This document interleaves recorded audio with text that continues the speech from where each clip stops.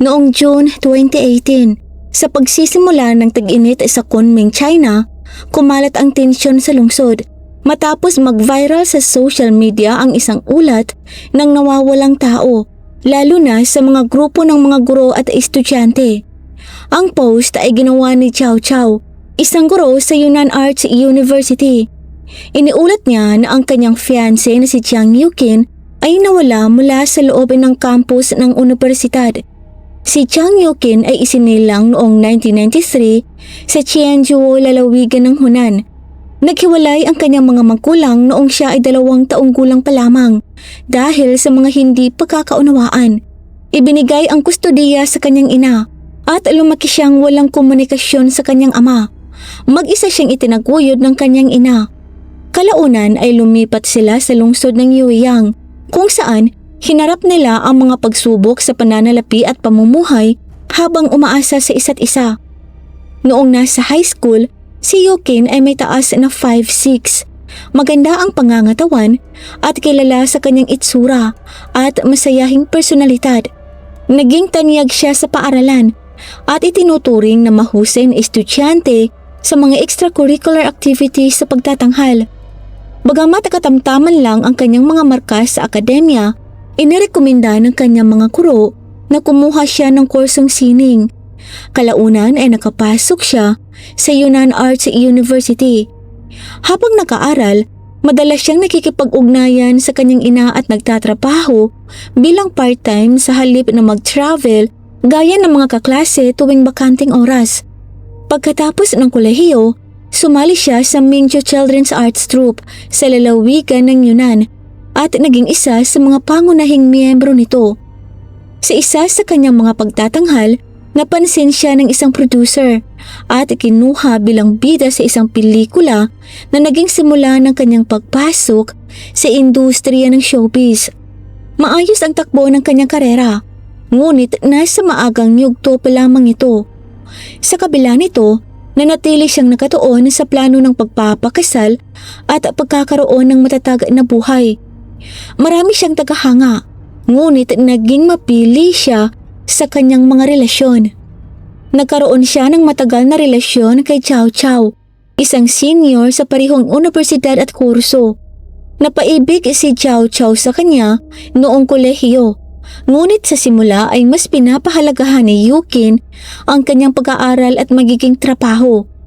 Marahan ang naging paglago ng kanilang relasyon at naging opisyal lamang matapos ang kanilang graduation. Si Chow Chow ay naging matyaga at tapat sa pag-aalaga sa kanya. Sinuportahan siya sa pag-aaral, sa pang-araw-araw na buhay at sa mga panahon ng stress. Sa paglipas ng panahon, ang katatagang ito ang nagpatatag sa kanilang tiwala. Sinabi ni Yukin sa isang malapit na kaibigan na dahil sa dedikasyon ni Chow, naramdaman niya ang seguridad. Pagkatapos ng graduation, unang sumali si Chow Chow sa Mingju Children's Art Troupe at sumunod si Yukin sa parehong organisasyon upang manatiling malapit sa kanya. Noong unang bahagi ng 2018, naghanda si Chow Chow ng isang marriage proposal sa tulong ng kanilang mga kaibigan. Nagtagumpay ang proposal at pumayag si Yukin na magpakasal sa kanya. Itinakda ang kasal sa August 2018, nakasabay din ng kanyang ika-25 kaarawan. Noong June 2018, ilang sandali bago ang kasal, nagbago ang sitwasyon. Noong June 15, nagpost si Chow Chow ng isang abiso para sa nawawalang tao matapos biglang mawalan ng kontak kay Yukin noong araw na iyon. Huli siyang nakita sa campus ng Yunnan Arts University. Nakasaad sa post na ang kanyang pagkawala ay walang kinalaman sa anumang away sa relasyon upang maiwasan ang mga espekulasyon. Ibinigay din ang kanyang paglalarawan. Hanggang balikat ang buhok, mahabang itim na sweater, maikling itim na palda at kulay burgundy na flat shoes. Mabilis na kumalat ang abiso sa social media. Ibinahagi ito ng mga estudyante at residente sa Kunming at lumago ang pag-aalala sa buong distrito ng universidad. Ang Chunrong University District sa Kunming ay sumasakop sa humigit kumulang 16.7 square miles at matatagpuan mga 15 miles mula sa sentro ng lungsod. Naglalaman ito ng maraming universidad na may libu-libong estudyante at kawani. Ang lugar ay may mga komersyal na kalye, mga kainan, isang digital plaza at isa pang pasilidad para sa mga estudyante. Bagamat abala ang lugar sa araw, nagiging mahirap itong bantayan at kontrolin sa gabi dahil sa laki nito at dami ng tao.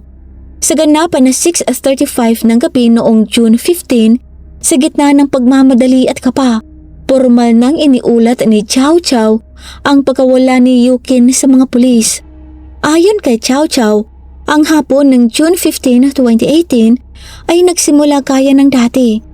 Matapos ang trabaho, bumalik sila ni Yukin sa Yunnan Arts University. May klase si Chow Chow ng hapong iyon, kaya naiwan si Yukin sa campus ng mag-isa.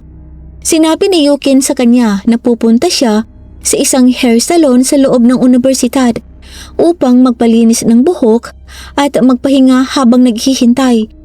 Ang salon ay nasa loob mismo ng campus. Madalas na niyang pinupuntahan noon at mayroon siyang membership card doon. Dahil dito, hindi naghinala si Chow Chow at dumiretso na sa kanyang klase. Bago maghiwalay, nagkasundo silang magkikita pagkatapos ng klase, kakain ng hapunan at pupunta sa rehearsal room para mag-ensayo. Bandang 5:00 ng hapon, matapos ang kanyang klase, hindi na mahanap ni Chow Chow si Yukin. Paulit-ulit niya itong tinawagan pero walang sumasagot. Hinanap niya ito sa buong campus, ngunit bigo siyang makita ito. Inisip niya na baka naubusan lang ng baterya ang telepono nito at naunang umuwi. Nagmaneho siya pabalik sa kanilang tirahan, ngunit wala doon si Yukin. Bumalik siya sa campus at ipinagpatuloy ang paghahanap. Nang hindi pa rin niya ito matagpuan, nakipag-ugnayan na siya sa mga kaibigan at kasamahan sa trabaho. Nang mapagtantong seryoso na ang sitwasyon, nag-post siya ng ulat ng nawawalang tao online. Ipinaalam din niya ito sa ina ni Yukin sa lalawigan ng Hunan na agad namang naghandang bumiyahe patungong Kunming. Makalipas ang 7:00 ng gabi, nakatanggap si Chow Chow ng isang text message mula sa numero ni Yukin. Nakasaad dito na nahulog at nasira ang kanyang telepono. Ipapaayos daw niya ito at uuwi siya bandang 10:00 ng gabi. Nakiusap din ng mensahe na huwag na siyang tawagan ng tawagan. Gayunpaman, napansin ng mga kaibigan ang ilang mga kahinahinalang detalye sa mensahe. Una, ang pananalita at tono ay hindi katulad ng nakasanayang estilo ni Yukin. Pangalawa, karaniwang WeChat ang gamit ni na Yukin at Chow Chow, hindi SMS o text message. Pangatlo, kung sira ang telepono, hindi lohikal na makapagpapadala pa ito ng text message. At panghuli, tila ginawa ang mensahe para antalahin ang pag-aalala ng mga tao. Dahil dito, naniwala silang hindi si Yukin ang nagpadala ng mensaheng iyon. Mabilis na umaksyon ng pulisya ng Kunming Chenchong Branch at nakipagtulungan sa universidad.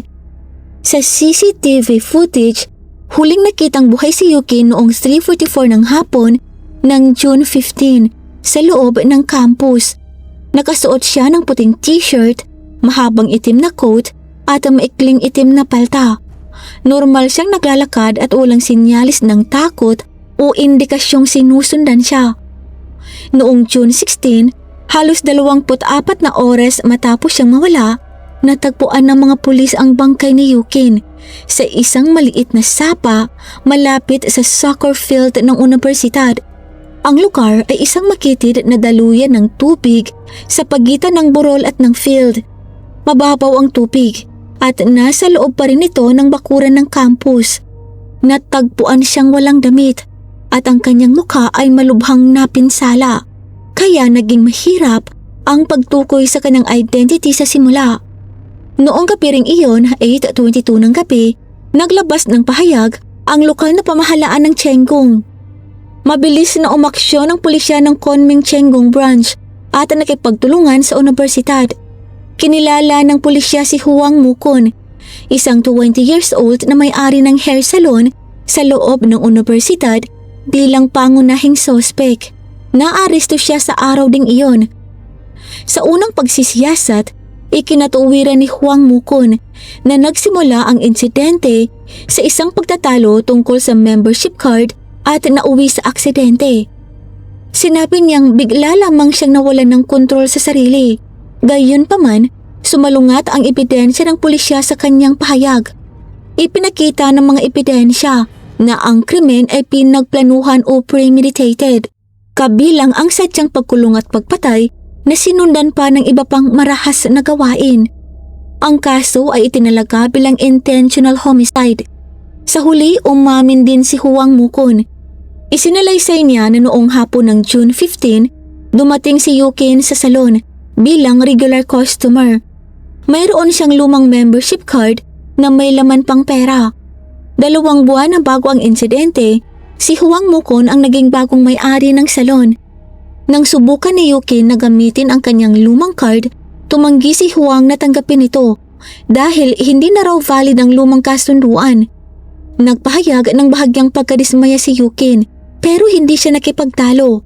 Pagkatapos nito, kinumbinsi siya ni Huang Mukon na kumuha ng bagong membership card at pumayag naman ang biktima. Bandang 4:00 ng hapon, walang ibang tao sa loob ng salon kundi sina Yukin at Huang Mukon lamang. Maliit lamang ang salon, ngunit mayroon itong 2 palapag. Inakay ni Mukon si Yukin paakyat at sinabing doon muna huhugasan ng kanyang buhok bago bumaba para sa gupit at styling. Humiga si Yukin sa shampoo chair nang walang anumang hinala. Bago lumabas ng silid, sinabi ni Mukon na bababa muna siya upang i-check ang mga membership record at kumuha ng mga kamit. Ngunit sa katunayan, bumaba siya upang ilak ang pangunahing pinto mula sa loob para walang makapasok.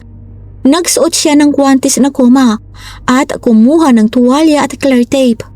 Nang bumalik siya sa itaas, nilak niya muli ang silid. Walang babalang nilusob niya si Yukin. Tinakpan niya ang bibig at ilong nito gamit ang tuwalya at tape upang hindi ito makahingi ng saklolo o makahinga ng maayos. Nanlaban si Yukin, ngunit buong lakas na sinakal ni Moko ng kanyang leeg. Matapos ang maikling pagkikipagbuno, hindi na gumalaw ang biktima. Nang masiguradong hindi na ito tumutukon, binitawan niya ito. Matapos ang krimen, kumilos si Moko ng kalmado. Bumaba siya, tinanggal ang open sign ng salon at naglagay ng abiso sa pinto na sarado ang shop sa loob ng 3 araw. Lumabas siya ng shop na tila normal lang ang lahat. Ayon sa kanyang pag-amin, matapos ilak ang pinto mula sa loob, umakyat siya pabalik sa bintana, pumunta sa 2 palapag at muling binaboy at nilapastangan ang katawan ni Yukin. Matapos gawin ang karahasan upang hindi makilala ang biktima, binuhusan niya ng nakakatunaw na kemikal ang mukha nito upang sirain ang kanyang anyo.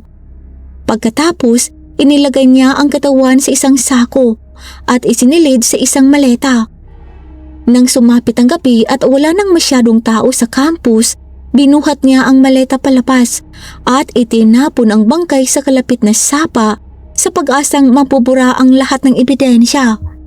Inamin ni Mukon na ang kanyang motibo ay kombinasyon ng bugso ng libog, pressure sa pera at kawalan ng pag-asa. Inamin niyang lubog siya sa utang matapos manghiram ng pera para mabili ang salon. Hindi kumikita ang negosyo at patuloy siyang ginigipit ng mga pinagkakautangan.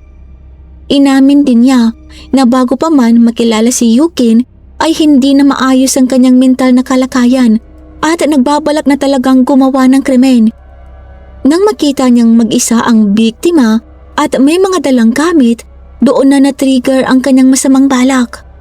Napagtanto ng pulisya na ang kaso ay isang sadyang pagpatay na udyok ng baluktot na sikolohiya, problemang pinansyal at kriminal na hangarin. Si Yukin ay inilarawan bilang isang masipag at mabait na tao na ang buhay ay kinitil ng isang marahas na krimen. Matapos ang insidente, nagpahayag ng matinding pagsisisi at pighati si Chow Chow at sinisisi ang sarili dahil wala siya sa tabi ng fiancé. nang mangyari ang trahedya. Nadurog ang puso ng ina ni Yukin at ipiniling huwag nang humingi ng bayad pinsala o civil compensation sa pagsasabing walang anumang halaga ng pera ang makakapalit sa buhay ng kanyang anak. Ang tanging hiling niya ay ang pinakamataas na parusa ng batas para sa salarin. Nagpahayag din ng hinaing ang pamilya tungkol sa seguridad ng unibersidad, partikular na ang mga puwang sa surveillance coverage at pagkaantala sa pag-access sa CCTV footage noong kritikal na oras ng paghahanap. Bagamat hindi detalyado ang mga ulat ng sinyalis sa tala na ito, ang mga kasong ganito kabigat sa China ay karaniwang humahantong sa pinakamataas na parusa, kabilang ang parusang bitay sa ilalim ng kanilang batas kriminal. Ang insidenteng ito ay nag-iwan ng malalim na marka at madalas pa ring binabanggit sa mga diskusyon tungkol sa kaligtasan sa loob ng mga campus at ang mga kahalagahan ng pagiging mapagmatsyag sa paligid. Nagsisilbi rin itong isang mahigpit na babala para sa lahat ng kababaihan. Sa isang lipunang masalimuot at puno ng panganib, ang pagpataas ng kamalayan sa pagprotekta sa sarili ay hindi dapat kailanman ipinagwawalang bahala. Maging araw man o gabi, ang pagpunta ng mag-isa sa mga liblib na lugar na kakaunti ang tao ay laging may dalang hindi inaasahang panganib. Kung maaari, subukang sumama sa iba. Ipaalam sa mga miyembro ng pamilya ang iyong kinaroroonan at panatilihin ang pinakamataas na antas ng pag-iingat. Ang lipunan ay parang isang painting na may maraming kulay, kung saan ang mabuti at masama, ang liwanag at dilim ay laging magkakasama o nagko-coexist. Nakikita natin ang mukha ng isang tao, ngunit hindi natin kailanman malalaman kung ano ang tunay nilang iniisip sa loob. Dahil dito, ang pagiging maingat sa bawat kilos at bawat desisyon ang pinaka-importanting kalasag para protektahan ang sarili. Ito lamang po para sa araw na ito. Maraming salamat po sa pagsubaybay. At para po sa early access sa ating mga upcoming videos, join po kayo sa ating Crimes in Tagalog Stories Fam. Nasa description po sa ibaba ang link. Ito lamang po para sa araw na ito. Magkita po tayo sa susunod na kwento. At sa muli, mag-ingat po tayong lahat. Paalam!